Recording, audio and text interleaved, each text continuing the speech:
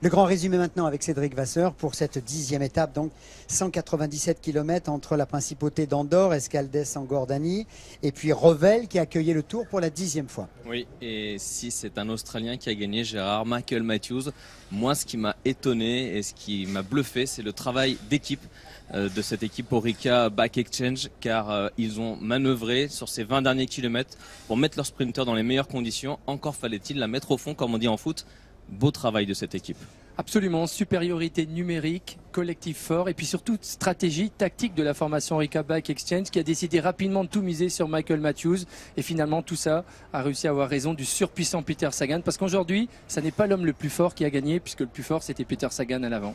On attendait un sprinter, peut-être un sprint massif et finalement on a eu un autre scénario et pourtant les sprinters retrouvaient leur terrain plus propice à leur qualité, à leurs équipes de contrôler l'étape et les éventuels échappés, Cédric, pour s'offrir un sprint à Revel, ce qui n'est plus arrivé depuis, on s'en rappelle, la 6e étape et la victoire à Montauban de Mark Cavendish. C'est vrai, le scénario était indécis au départ de cette étape, lendemain de journée de repos, c'est toujours difficile à digérer, et puis surtout cette première difficulté, le sommet du Tour de France à plus de 2400 mètres d'altitude.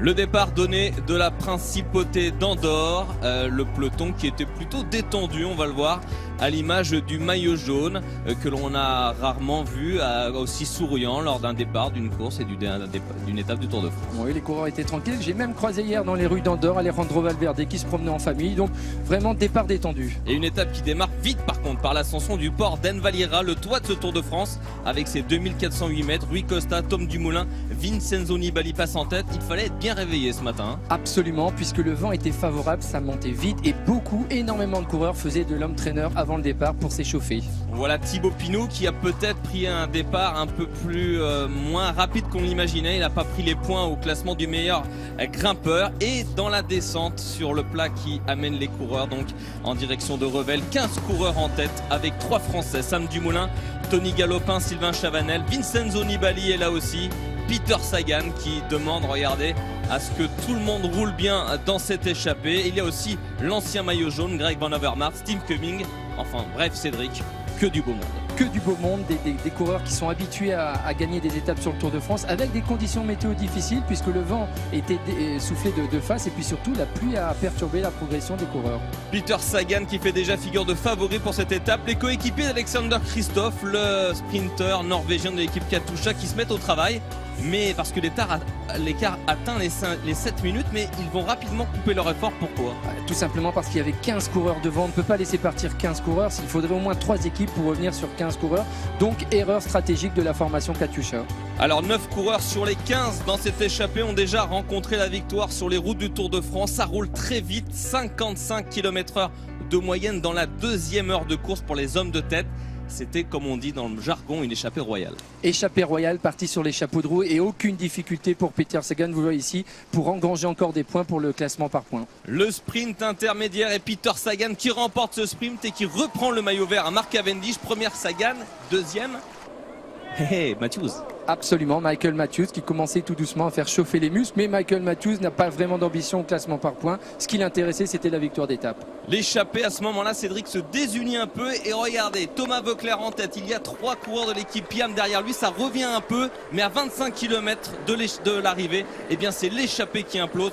Peter Sagan provoque la sélection. Fort vent latéral, il fallait absolument être dans les 10 premières positions. Nous voyons Sylvain Chavanel ici en dernière position. Regardez, Vincenzo Nibali, Landa ne sont pas capables de suivre et surtout Sylvain Chavanel se fait piéger un peu comme un cadet. Ce sont les 5 coureurs battus de cette échappée. Il y a aussi Tony Galopin et Rui Costa pour qui on fondait beaucoup d'espoir, alors qu'à l'avant c'est Peter Sagan avec dans sa roue Greg Van Avermaet. Il y a 3 coureurs au Orica, ils sont 7 désormais en tête de la course et ça va se jouer parmi eux. Oui, Peter Sagan fort et intelligent, vous l'avez vu, il roule sur la droite de la route pour mettre tous les coureurs qui l'accompagnent dans le vent et justement les fatiguer.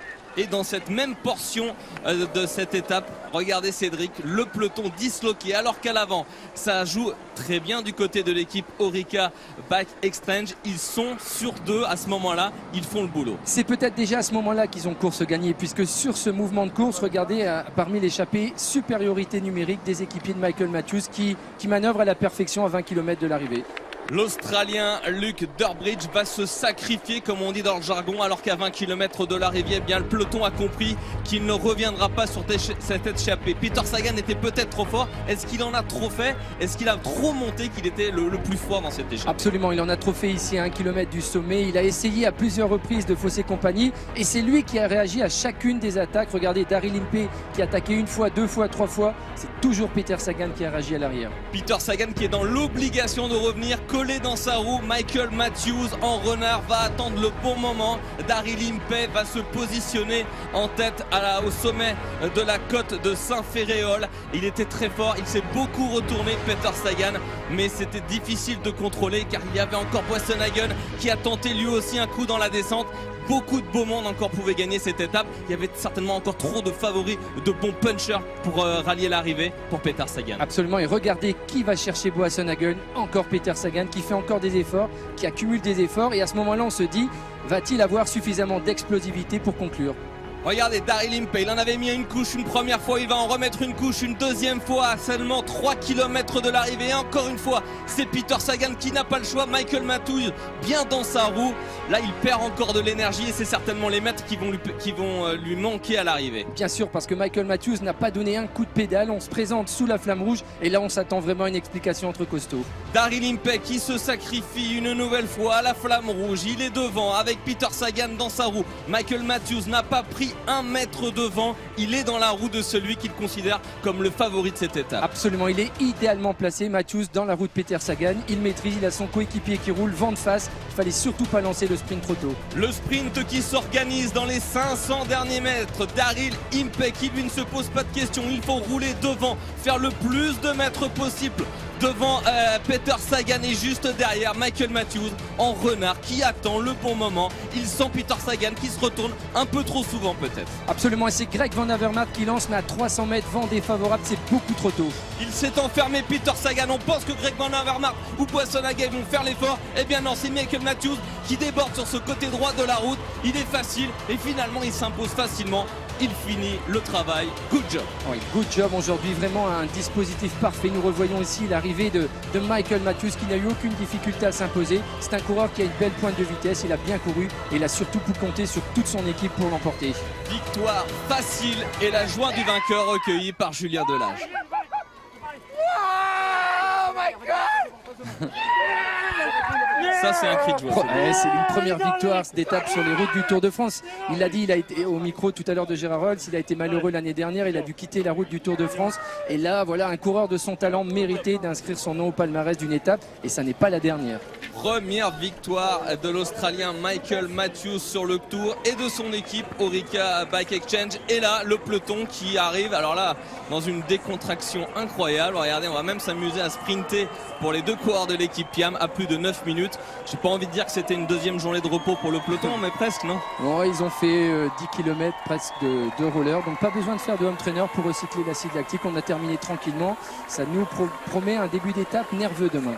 Une journée tranquille pour le maillot jaune que l'on a vu passer ici aux premières lignes du peloton, Christopher Froome. Ça risque de se compliquer dans les prochains jours, mais encore une fois, c'est un jour de prix. Journée sans aucune difficulté pour le maillot jaune qui maîtrise parfaitement et qui attend le juge de paix, le Mont Ventoux, le jeudi 14 juillet. Le Mont Ventoux que tout le monde attend. La belle place de Sam Dumoulin, tir groupé des Français, encore 2 dans les 10 premiers, mais toujours pas de victoire française. Il l'a dit, Sam Dumoulin, avec tous les bons qu'il avait autour de lui, c'était difficile d'aller chercher autre chose. Peut-être dû essayer d'attaquer entre le kilomètre 2 et la flamme rouge. Il aurait fallu tenter. Bon, après, c'est toujours facile à dire, mais il n'a pas démérité parce qu'il était déjà en tête de course avec Sagan en début de journée. Et au classement général, pas de changement. La 7e place toujours du Français Romain Bardet. Ça s'est positionné entre favoris. C'est pas aujourd'hui qu'on attendait grand chose en tout cas. Absolument pas. Il fallait remettre la machine en route. Journée de repos hier. Donc voilà, encore demain scénario identique. On attend le Ventoux. Et au classement des équipes, sur le podium, la BMC toujours première, Movistar de Quintana et la Sky de Froome sur la 3e place. Demain, ça risque encore d'être un scénario comme on a pu vivre aujourd'hui et on attend le Mont Ventoux. Oui, étape extrêmement rapide demain en direction de Montpellier et place aux sprinteurs, la revanche des sprinteurs demain. Ils sont fait piéger aujourd'hui quand même. Première victoire australienne aujourd'hui, Gérard, première victoire française demain, on croise les doigts, on la veut cette victoire française. Et une échappée qui est allée au bout aujourd'hui